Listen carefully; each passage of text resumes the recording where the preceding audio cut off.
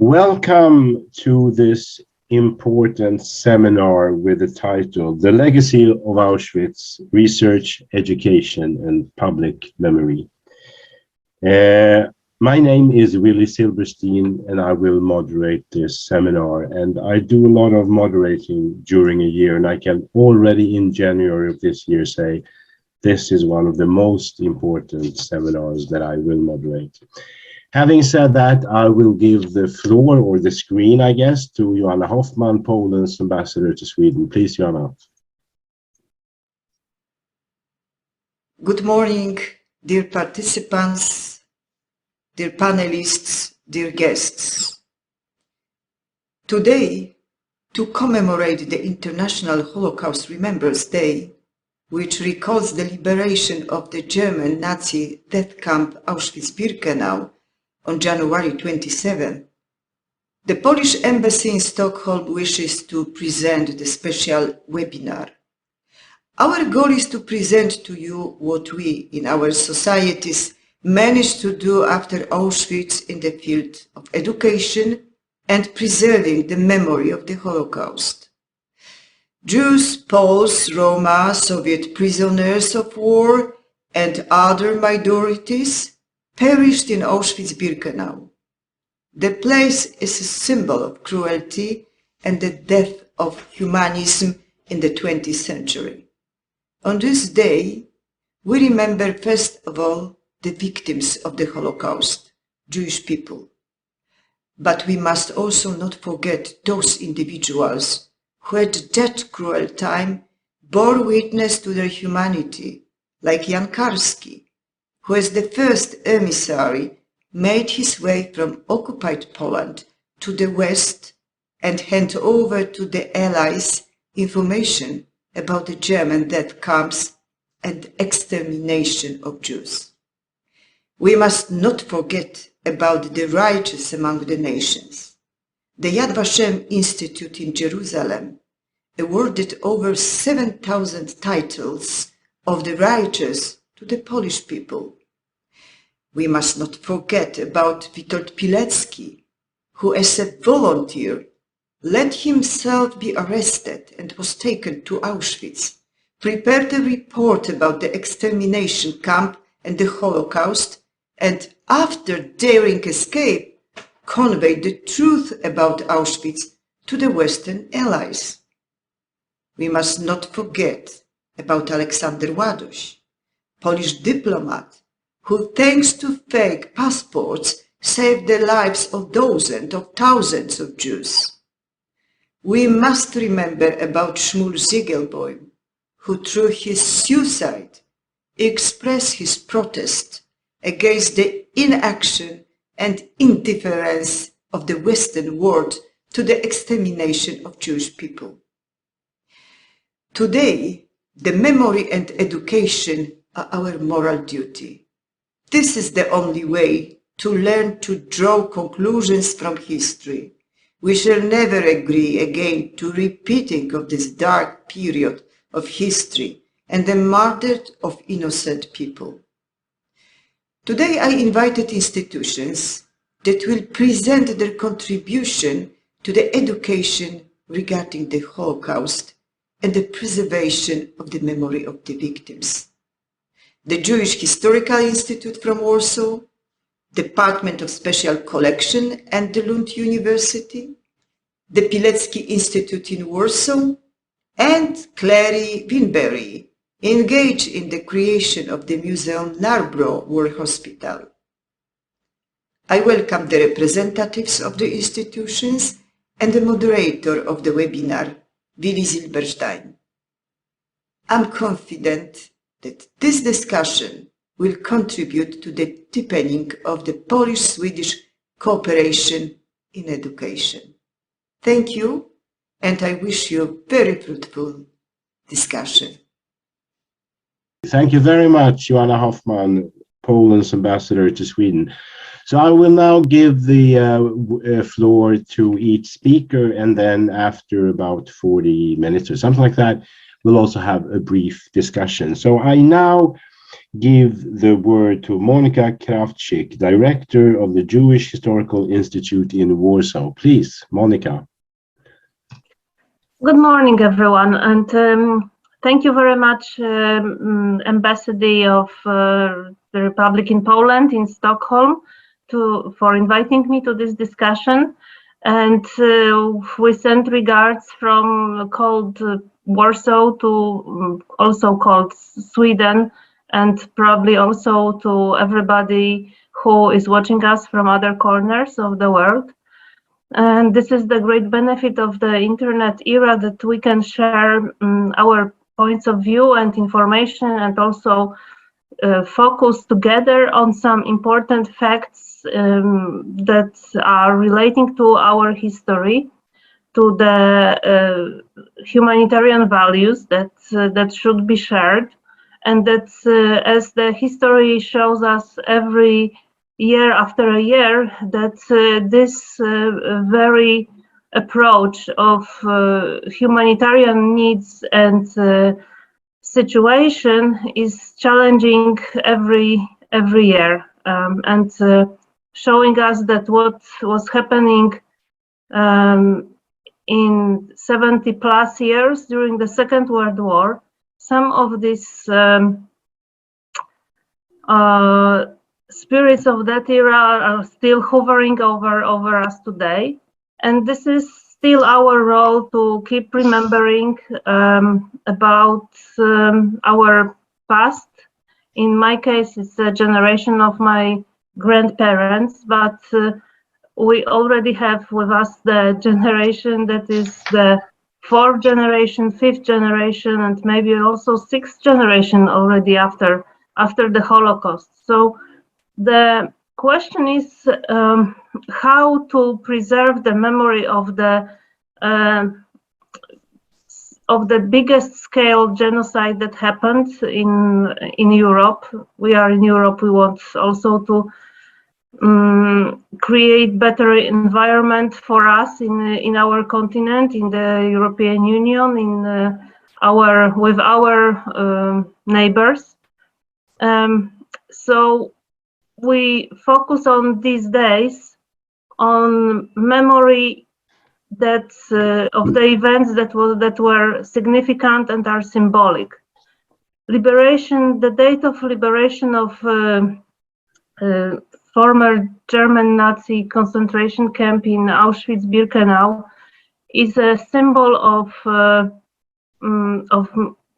memorial of the Holocaust of Jewish people in Europe, but we also should remember about the Roma and Sinti communities, as well as the civilian members of the undergrounds of many countries that suffered in many concentration camps and were sent to work forced labor camps. And unfortunately, none of the societies in Europe was free of that. Well, when we are speaking, let's say, within the Swedish environment, then we can also focus on the role of other countries but it reflects also on the individuals, on people who could do something, but they preferred not to intervene. So it's another big challenge for us, how we should behave towards the situation that are happening today. However, with this, let's say, general introduction, I would like to tell you briefly what is part of our work in our Jewish Historical Institute in Warsaw, that is specialized and dedicated institution for research and documentation of the Holocaust. And we have this privilege to be located in Warsaw, and of course everybody is welcome to visit us, in the place that housed the library and Jewish Studies Center for the Jewish community from before the war. So this is one of few original buildings that survived, and the Second World War, and they still used for Jewish educational purposes in Warsaw. And during the war, it was included in the ghetto. And in that very building, there was a group of civilian resistance that was collecting documentation and various papers and information about what was going on at these very times at point zero in Warsaw, starting from 1940 until 1943, when there was a ghetto uprising, and this small group of the fighters who were trying to keep the dignity and were killed, and basically the whole area was turned into the pile of rubble. This group, under the leadership of Emanuel Ringelblum, who was a historian and social activist before the war, and also in the ghetto, he was involved in Jewish self-help, establishing various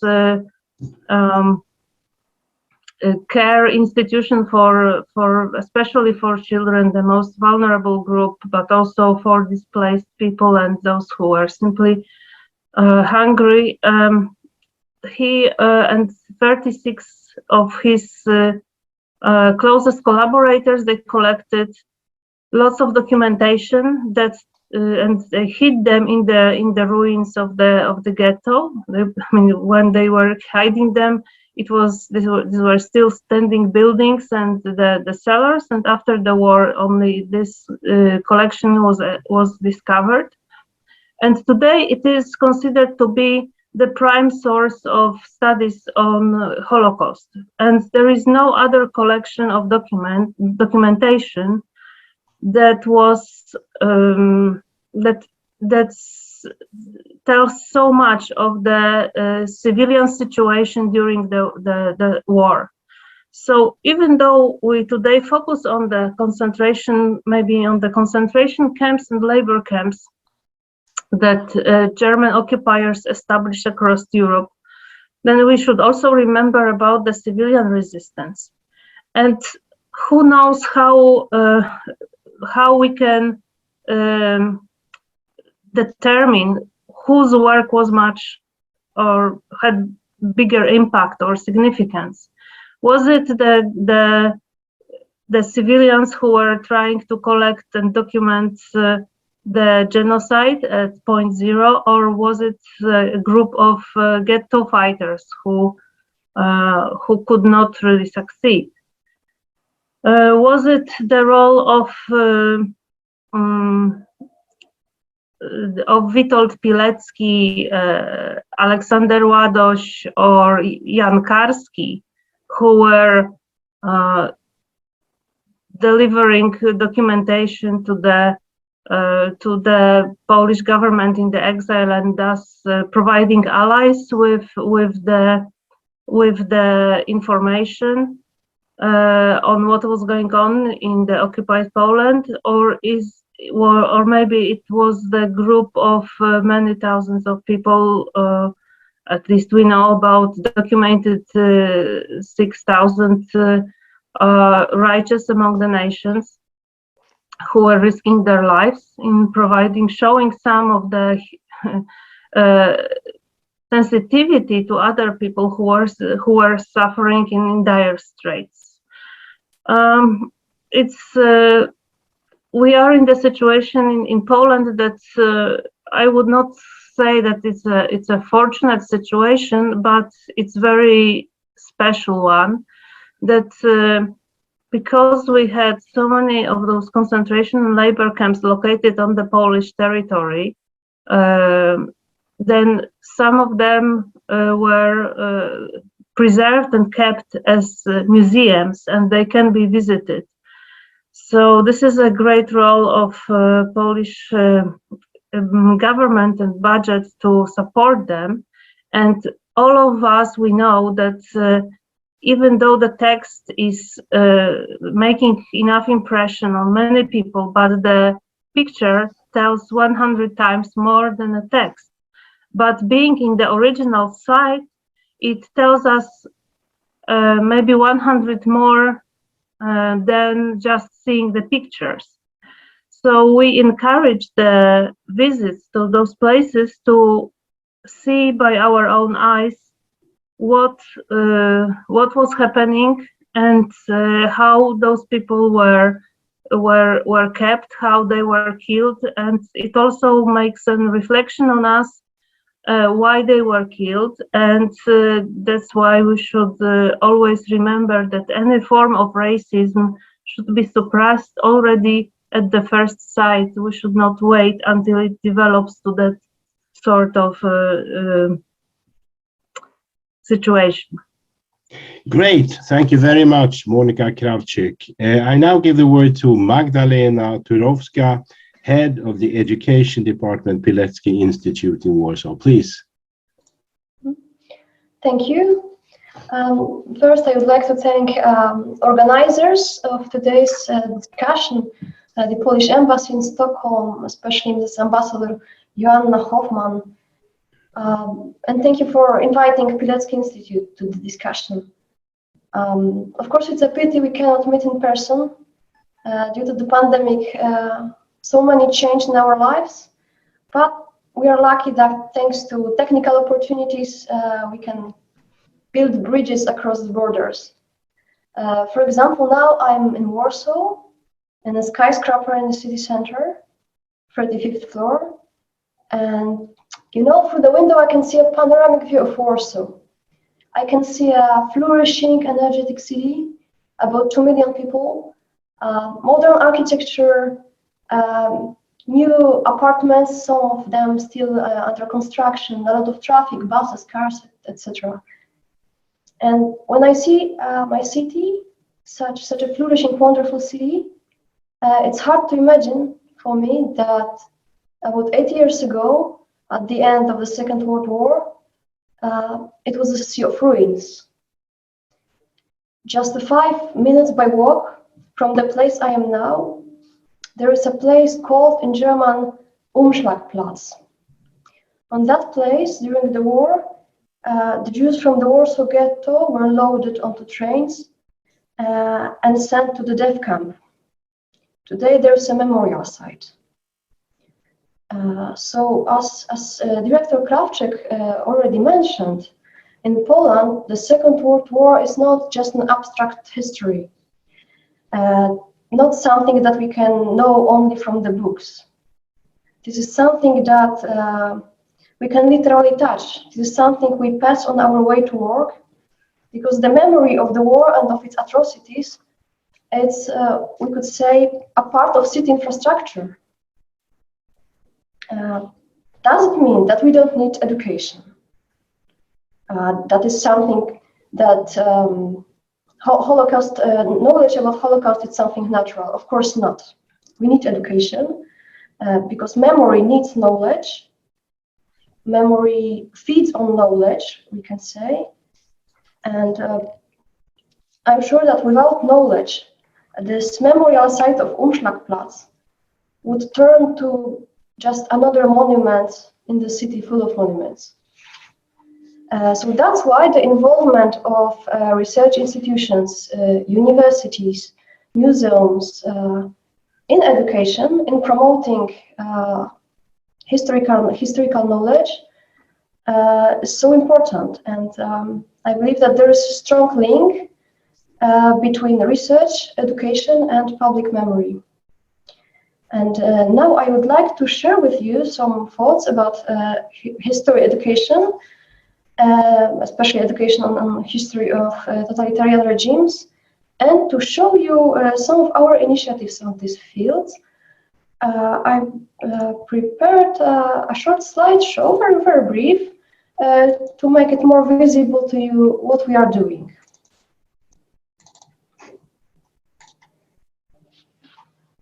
So very briefly about the Institute, because I personally work with youth and with teachers, but we are especially a research center, an editorial house. So we make research, we publish books, We also commemorate the victims and heroes of the Second World War.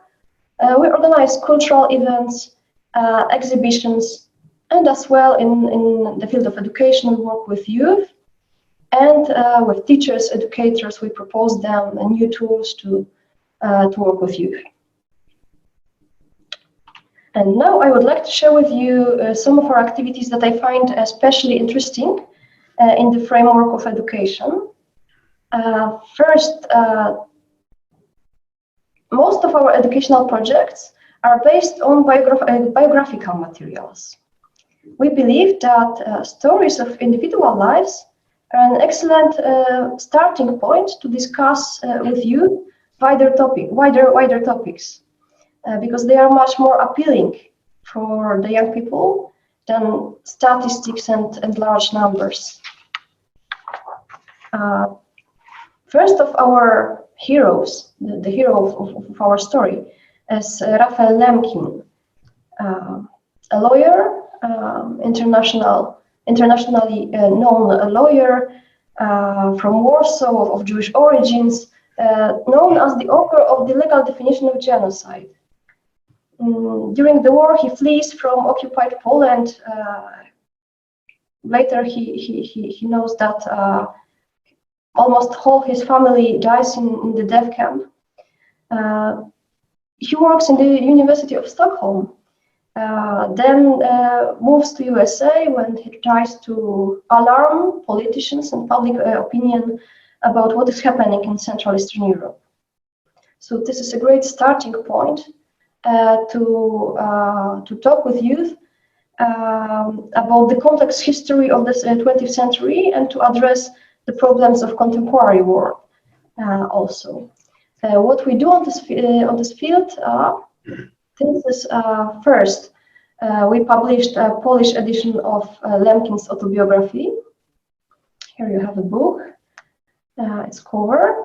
And also a very interesting exhibition presenting Lamkin's biography and his magnum opus, the Convention of the Prevention and Punishment of the Crime of Genocide. This exhibition was shown in many countries, among others in New York, in headquarters of United Nations. So we can see that there is a lot of interest in the story of Rafael Lamkin. And thinking especially about youth and teachers, we prepared a publication entitled Focus on Rafael Lamkin. This publication contains sources, photographs, maps, also information about historical context. We prepared also some methodological guidelines for teachers, in which the authors suggested questions that can be put to students. Also some lesson plans, even to help teachers to prepare them to teach.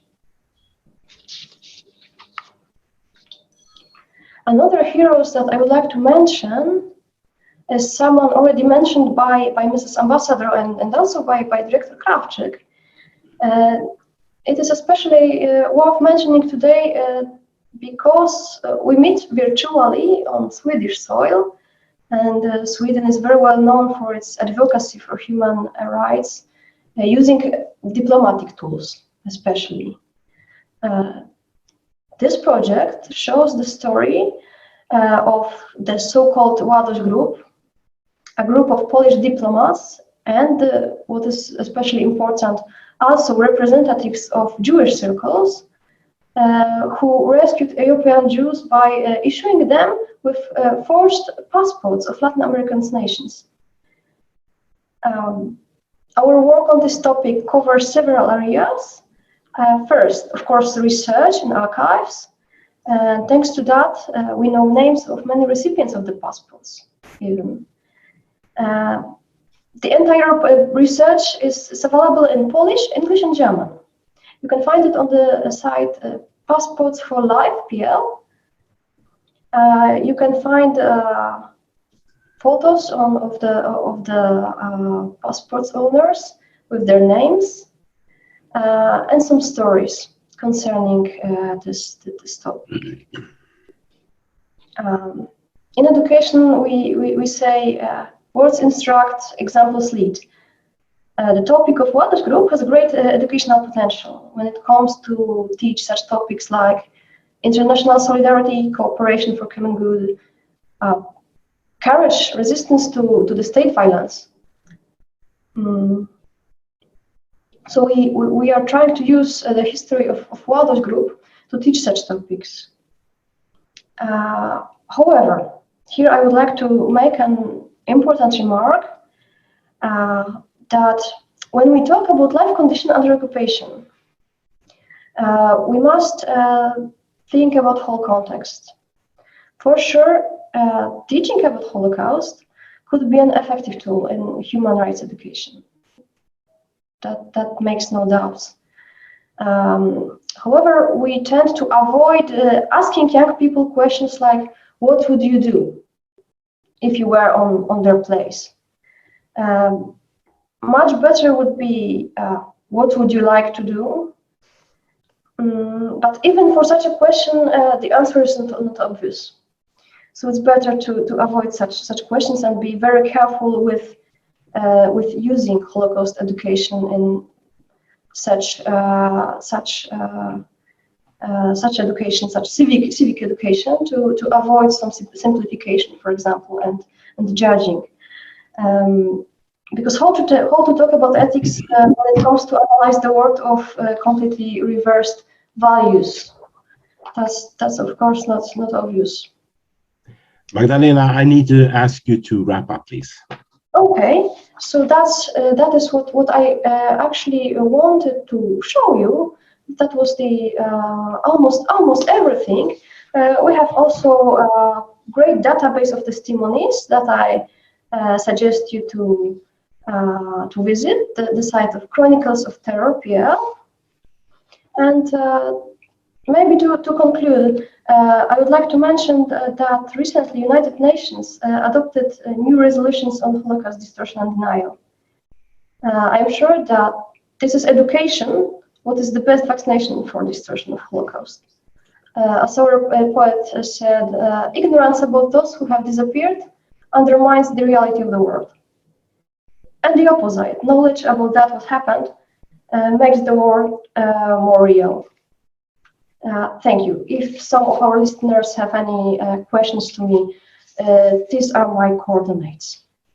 Thank you very much for attention.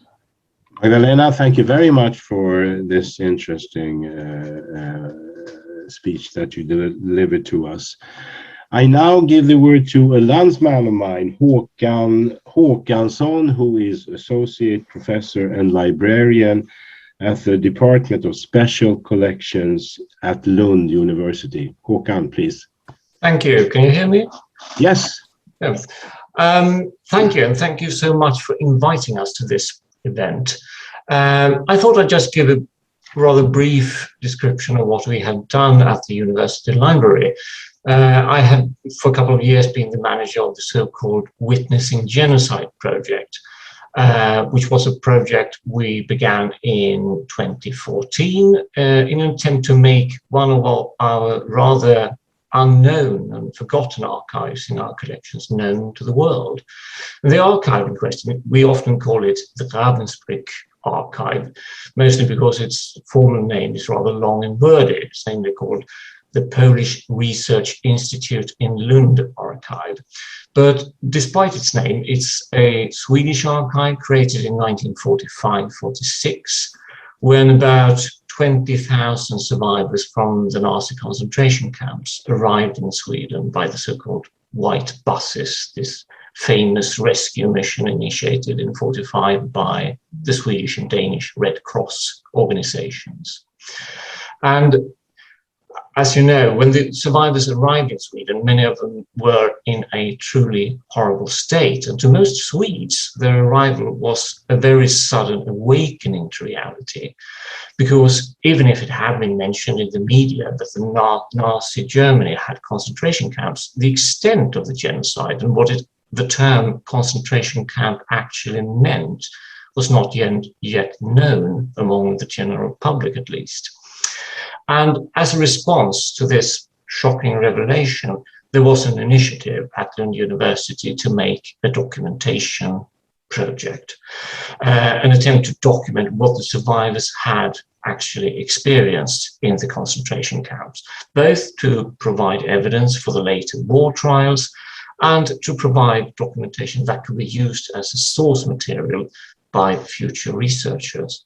And the two persons who took this initiative were Sture Bolin, who was a professor of history at Lund University, and foremost his colleague Zygmunt Łakuciński, who was actually trained as an art historian but worked as a professor of the Polish language at Lund University at the time. And in particular to Łakuciński, this project was of immense importance. He had lived in Sweden since the early 1930s, but he felt a strong loyalty to the Polish people. And as you know, a large majority of the survivors who arrived by the white buses were of Polish nationality. So together, Łakuciński and Sture Bolin managed to get financial help from the Swedish Institute of Foreign Affairs. And with this help, Łakuciński could put together a group of co-workers to perform a series of interviews. So from the fall of 1945 to early 46, they interviewed more than 500 survivors who gave incredibly detailed testimonies of the life in the concentration camps. And I should point out that a clear majority of the survivors had been rescued from Ravensbrück concentration camp, which is why we often call it the Ravensbrück archive. But almost all of them had also spent time at other camps before they arrived at Ravensbrück and eventually in Sweden. So the interviews also described events and conditions in, for instance, Bergen-Belsen, Sachsenhausen, Auschwitz, Buchenwald, Majdanek, Dachau, and so on. And what makes these interviews uniquely informative is the fact that they were made just months after the liberation, each one of them being so detailed that they can be used to corroborate and complement each other. Łakuciński and his team also collected a large number of physical items that the survivors had brought with them from the concentration camps, like personal journals, photographs, handwritten books they had used to teach the children in the camp in secret during the night, and so on. And these items are also part of the archive today. But until quite recently, this archive was not very well known. And since all of the material is in Polish, it has never been used in the extent it deserves internationally. So in 2014, we began the Witnessing Genocide project, digitizing the archive and making it available online, and also translating the interviews. This is perhaps the most important part, translating the interviews into English. And it has turned out surprisingly successful. The web portal where we have published all the documents, we have about 10,000 unique visitors from around the globe every year. We have about 250,000 downloads every year, which to me indicates that there's still a large interest, perhaps even growing interest in these important issues today. So I think that will do as an introduction, perhaps. So can I ask you, how much are these Ravensbrück archives being used today? Well, as I said, we have about 10,000 unique visitors to the website. And we also get a lot of questions. They mail us. It's a wide spectrum of different users, from academic researchers to perhaps the most common questions come from family and family members who want to know more about if we have material concerning their family members in the concentration camps. And how important would you say that these unique, I would say, Ravensbrück documents are today? What role did you play? I mean, in practice?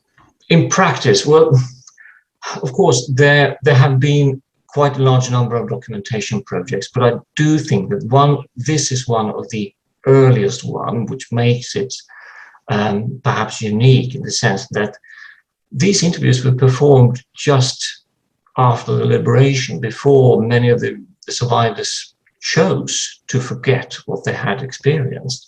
So I do think that they provide quite a unique insight into what it actually meant to spend time in the concentration camps.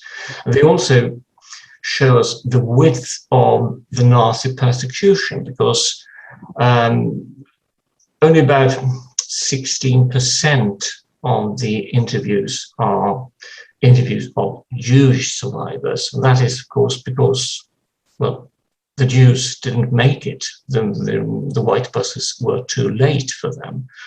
But it also shows us that the persecutions targeted a wide array of different groups, from, say, homosexuals, disabled people, the Romani, Slavs, and so on, which makes it truly relevant still, and show us that the Holocaust is all our responsibility today. And I guess this is something very valuable when we hear people denying the Holocaust. Definitely. Yeah. Most definitely. Håkan, thank you very much. We'll get back to a common discussion between all your panelists. But before that, I will now give the word to Tomas Lesniak, who comes from the Department of Collections at Lund University. Please. Do you hear me? Yes. Yeah. All right. Thank you for inviting me to this webinarium. My name is Tomas Lesniak, and since 2015, I've been employed at the Lund University Library, where I and Håkan Håkansson, who at the time was the project manager, we started together the digitalization process of a selected part of the Polish Research Institute's archive. At the beginning of the project, I was told to read and analyze the 500 records of witness testimonies that had been collected by the Polish Research Institute in Lund in 1945-46. I started with a proper list of subject headings following the rules and regulations of the Library of Congress. By using the subject headings, the researchers and the family members of the Holocaust survivors can be able to find a specific subject. For example, if someone is searching for records related to the medical experiments or former concentration camp prisoners at Ravensbrück, it is very easy to find the requested testimonies. The 500 records of witness testimonies are the most important part of our archive. Through the years, I've been asked many times what it's like to read the eyewitness testimonies. Well, as you know, as you can imagine, reading about innocent people who were arrested and interrogated during the most horrible circumstances was painful. Several records of the witness testimonies are about Polish citizens who were killed for being involved in the resistance movement or for being accused of smuggling things or selling food in order to support their families. Honestly speaking, it was not a matter of committing a criminal act because those people tried to survive the war, but the German authorities, of course, had a different opinion. Reading about the 74 Polish prisoners at the Ravensbrück concentration camp, where they were subjected to extremely painful medical experiments, was shocking. A number of witness testimonies contain descriptions of the living conditions in the ghettos. It's worth mentioning that many Polish Jews were placed in the ghettos before being transported to the concentration camps or the German factories where they were being used as slave labor. As a father of two wonderful boys, I was often deeply moved by the contrast between my kids and those children who were so badly treated by the guards in the camps. Descriptions of those atrocities was a new experiment for me and gave me a new perspective on life. By analyzing those testimonies, I realized the importance of the historical material for the new generation. Well, I can say a few words about the Polish Research Institute, which was founded in Lund in 1945. As Håkan said, the archive was initiated by Dr. Zygmunt Łakoczyński, and the main purpose of the institute was to document the experiments of the Polish citizens, both Catholics and Jews, who were evacuated to Sweden from the Nazi German concentration camps in the spring of 1945. Those people were rescued by the so-called White Buses operation initiated by the Swedish Red Cross. In the autumn of 1945, Łakoczyński and a team of 9 co-workers, former concentration camp prisoners, they started the documentation project that was supported by the Swedish authorities. And during a short period of time, from October 45 to November 46, the Polish working group in Lund interviewed more than 500 Polish citizens, both Catholics and Jews.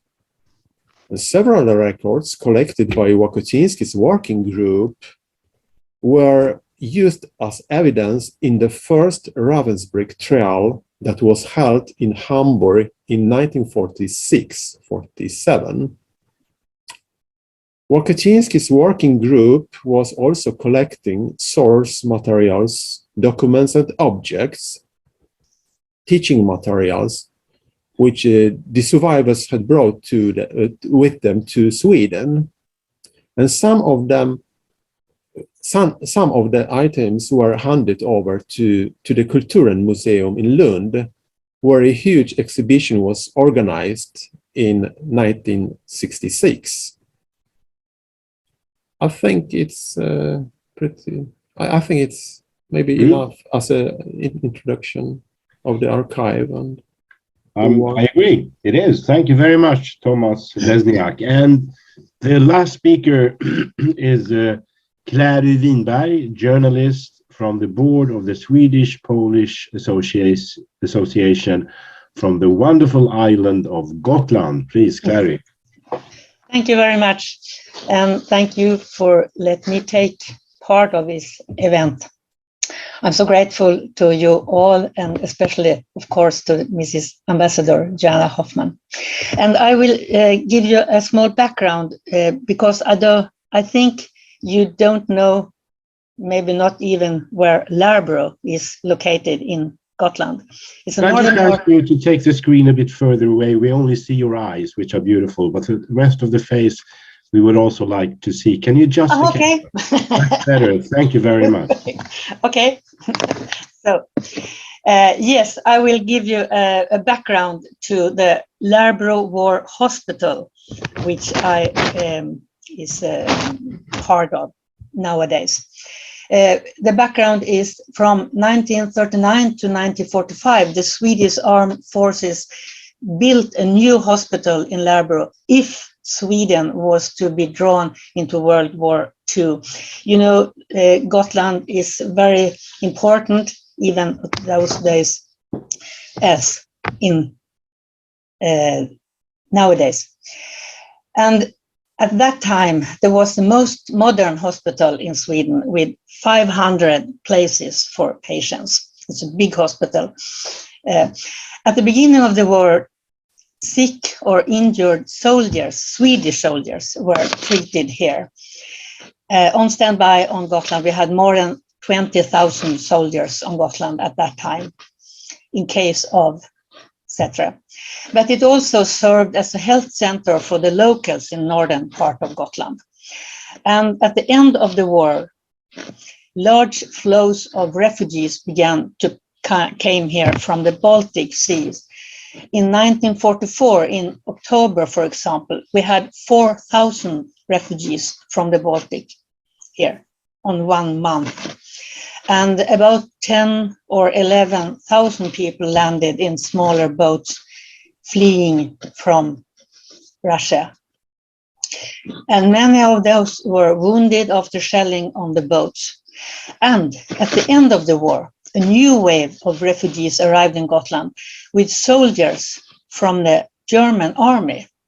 And I think many people, they know about the refugees from the Baltic, but they don't, and they know about the concentration camp prisoners, but they don't know about those German soldiers.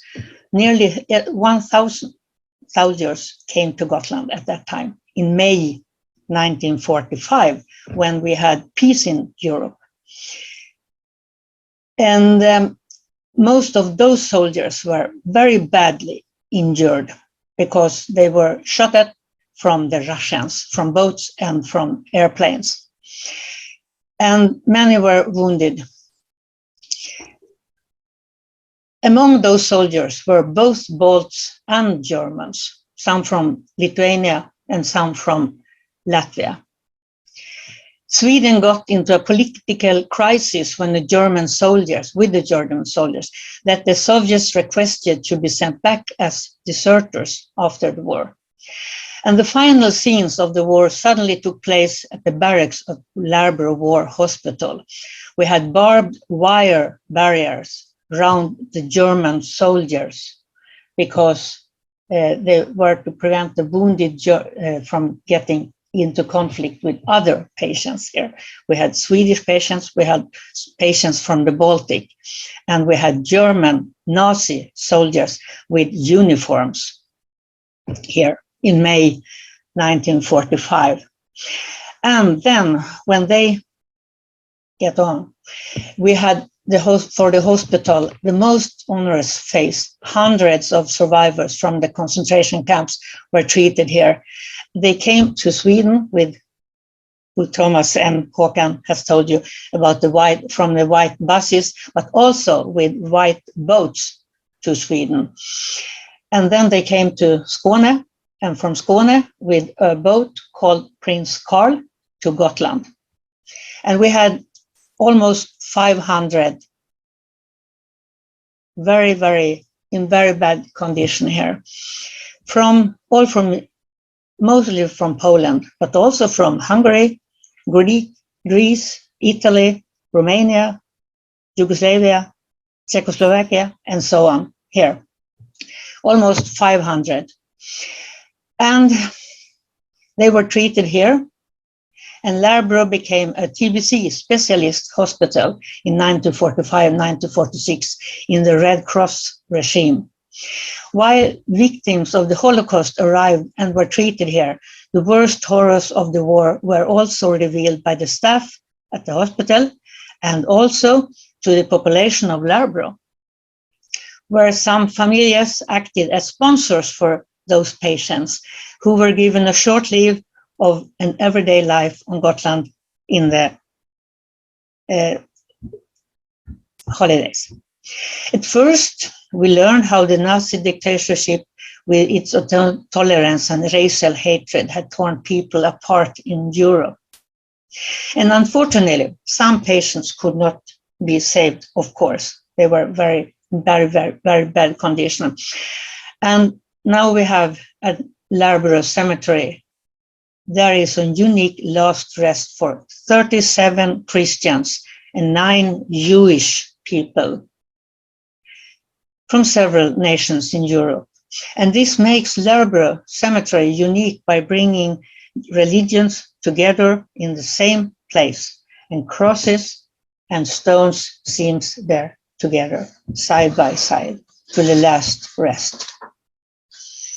And in collaboration with Larbro Homestead, Hembygdsförening, and the owners of Larbro Hostel, which is most of the old hospital's barracks, we began 2004 to gather materials and documentation and photos And so we had this little museum. And we made a film with some of the survivors. I met some of those who were still living. Theo Lambrakis from Greece, and I had more people that I met. And they could tell me about all the horrors they were living in the concentration camp, but also, and I think this is the most important part for us, we gave them life back here in Larbro. And those eyewitnesses, many all have said, in Larbro, I started to live again. It was very, very important for those people, of course, and also for those citizens here in Larbro. However, now we have not the museum, because we have it all packed up in archive, in very, very big, because we have to move from the building to another building. And now we are starting again. But the museum, as it was until last year, provides an insight into the horrors of the World War. And here, eyewitnesses' accounts are conveyed by serving staff, refugees, and former concentration camp prisoners about all the horror that they have experienced. And part of the exhibitions make aware about the Holocaust from Auschwitz-Birkenau, where we received material through cooperation with the Polish embassy in Sweden. And as I said, we did a small film, half an hour long, with staff and nurses and doctors and citizens here and some of the survivors. And now,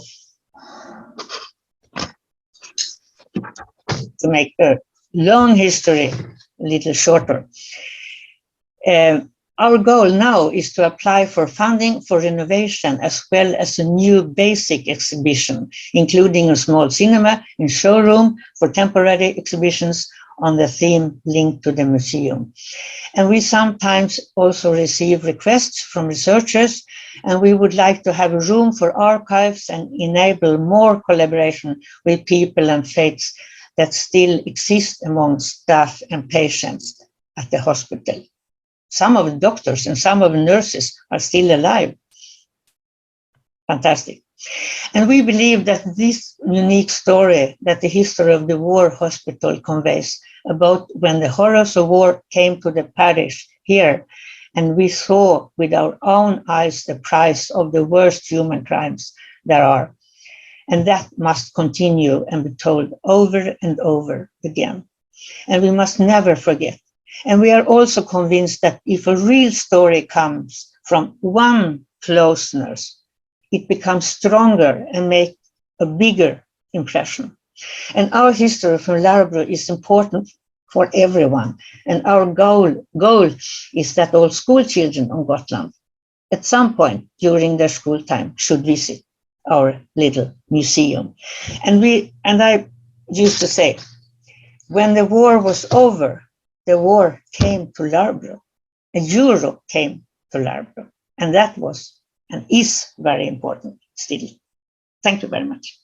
Clary, thank you so much for this. We have some minutes, about 15 minutes for a discussion. And I would like to ask all the panelists, I think it was Magdalena who said that there is a risk that, for instance, Omslagsplatz in Warsaw will be just one of hundreds of historical sites in Warsaw. And this goes for all of Europe.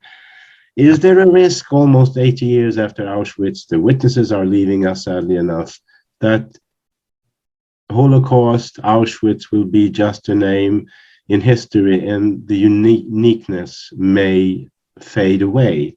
Monica, what do you say? It was very moving to hear everyone. I think that what is very important that we started in the maybe not immediately right after the war. The museums were not yet created, it took some few years, but the memorial sites were built almost immediately after the war. For example, in Warsaw ghetto area, the first commemoration by the survivors and the Jews who came back to Warsaw was marked already in 1946. But then when the museums were created, which tried to preserve the substance of the historical substance of those places, then within next few decades, it became obvious that the museum as empty shell housing some unidentified, more or less objects is not enough.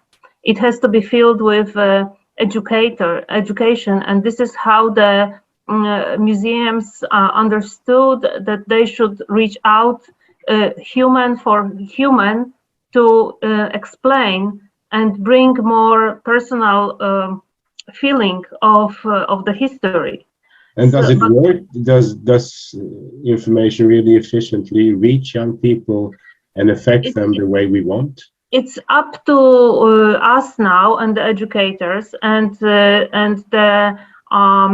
resources available by the institutions to spend them on the educational projects that today we see that education on site, it's not enough. By technology means we have to reach out, and we also need to involve other forms of engagement, such as artistic activities and other forms of involving in the society, which of course in COVID era is a little bit depressing. Yeah, well, thank you very much, Monica. Magdalena, what do you say?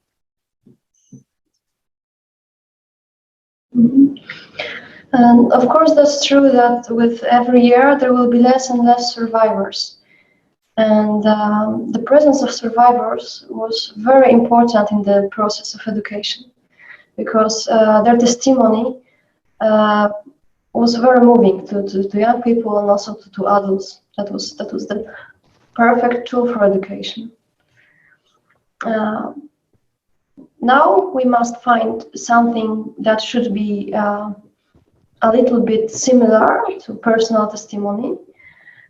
So, for example, our institute have a huge database of video testimonies. So not only the one I have shown you during my presentation, Chronicles of Terror, but also we have a big database in YouTube. It is easy to access this database and find short videos of 15, 20, 30 minutes to hear survivors. Some of them also are Holocaust survivors. Other are victims, Poles, victims of the Second World War. Some of them already passed away. So this phenomenon shows us how important is now to record them when they are still alive, when they are still with us. So that's kind of mission that we have. Yeah, thank you. Håkan, do you see a risk that Holocaust will be one thing in history comparable to Roman Empire and the plague and so on? Yes, definitely. I think, well, I think I may just repeat what the others have said already, but certainly when I engage with, say, the general public about this, it's clear that to most people, it's simply history. It belongs to a very distant past. There's no real need to keep the memory of the Holocaust alive for any other reason than to honor the victims, because history will never repeat itself. And, well, in some sense, it is true that history never repeats itself. The world was very different in the 1930s and 40s. And the Second World War, well, it was a result of a complex series of events pretty much unique to the 1930s. The Second World War will never repeat itself. But the point, I think, is that the concentration camps, by contrast, they had a different origin. They originated in one very simple idea, the idea that the world would be a better place if some people were not part of it. And that idea does not belong to the past. And that is why the Holocaust is still relevant today. And just to repeat, I do think that what we can do today is to actively work on bridging the gap, to make it less history, simply by, well, in different ways, make, in particular, young people relate to this emotionally and as humans rather than as a piece of history. So when we communicate about the Holocaust, we should not communicate it as an historical phenomenon, explaining the what happened and how it happened, but also why it happened, to focus more on the mechanism behind human exclusion, how we, even today, view certain groups of people as of less value to society, and even maybe as unwanted in society. Thank you, Håkan. Thomas, what do you say about this? Well, I think, I can give you our archive as a good example. Before the digitalization process started in 2015, a very limited number of library visitors knew what the Wakaczynski collection was. So in our case, the digitalization process was the best way to reach an international audience, and this concept became successful. The number of website users visiting our website has increased dramatically, which is quite amazing and impressive. And we do know for sure that many children to Holocaust survivors are searching for records related to their family members. So for me and Håkan, it's a good way to inform the next generation about our collection, what we've got, and telling people how important it is. Yeah. And Clary, I guess it's a sad example. I said that the memory of the Holocaust may fade into being just a historic event comparable to many others, that the exhibition that you work with is not open for the moment. Hopefully it will be open again, but it's not open now, which sort of does not help all of those who want to give more information about the Holocaust.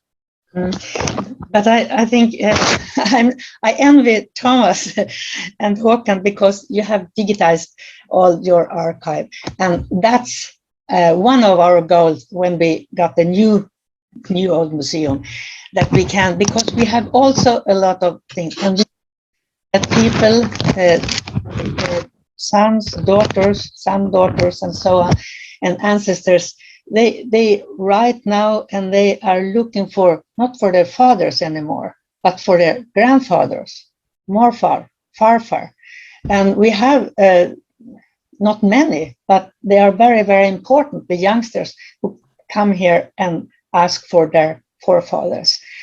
And I think I'm not so, I think I'm rather content with our little museum, because we know how important it is for those who visit us. And yes, and many, and I can give you some small examples here. I don't know if you can see it, but we have a lot of writers writing those books: Larbro War Hospital, German soldiers at Gotland, and Natalie Verständig. It was me who were sent to die, about her warfare, and so on and so on. A lot of books are written, and they are inspired of what they have found in Larbro. So I think, and we have a lot, some youngsters, some school children here, and we want a lot more. But I look hopefully forward to our new museum, and then I think no, the Holocaust is not forgotten. Not be forgotten. I have one more question before I want you to conclude, and I will not ask each one of you because I'm afraid we don't have the time. But we see in Europe, Sweden is one example, and I guess Poland is another one where anti-Semitism is still a problem. And I'll address you, Magdalena. How would you describe, are you worried about growing anti-Semitism in Poland today, Magdalena?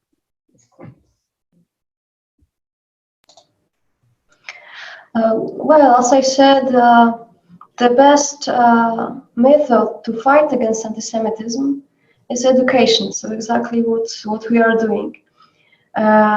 Raising awareness about what happened during the Second World War. In the perfect world should be a vaccination for such mechanisms that Mr. Håkansson mentioned. As history shows, after Holocaust occurred the next genocides, and Lamkin's convention did not help. So, of course, there is a question, what is the most efficient tool to completely eradicate anti-Semitism? Is there any tool to eradicate? Can I just...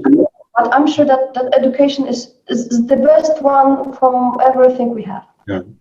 And maybe that was the answer that goes for all of you. What do you say, Håkan? Is education the answer? Well, basically, my answer is yes, it is. The question is, how do we make it? How do we perform and create an education that comes across to the younger generation? And honestly, I don't know really. Yeah. And it worries me. Yeah, it's a tough question, and it's a very important question.